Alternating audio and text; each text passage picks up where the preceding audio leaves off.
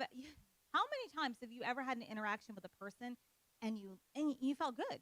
Like, "Oh, this is so much fun." And then you left, and then that night you're going, they probably think I'm so weird, you know.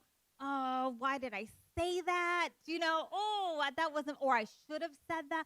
You start going into these things, and that other person could be like, wow, they're the nicest person ever. I'm so glad I got to meet this lady, right? And you're just over there thinking, oh, they probably hate me. And I mean, I'm one of those. You can ask my kids, you can ask Lexi. I'm one of those. I'm always like, well, they hate me. I just know it. I have this interaction. Like, they probably don't like me.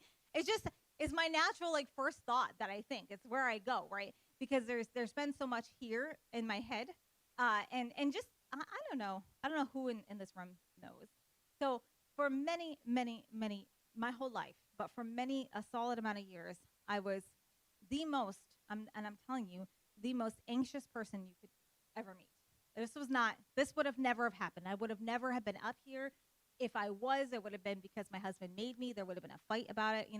I this I was so anxious, and I tell people this. I did not. I stopped driving. I stopped driving. The last time I had driven, I had the kids, and I literally drove like from here down to Broad Street. I mean, it was literally down the road. Okay, I drove. I parked in the parking spot. We got coffee. It was Dunkin' Donuts because how very New England of us.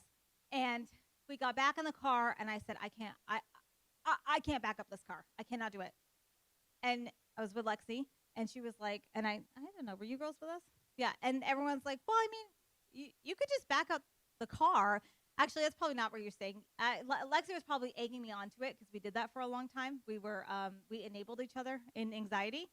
So here I am. I get this kid in my house, and I probably made her anxiety 10 times worse because it would be like, oh, someone's knocking at the door. You should hide now.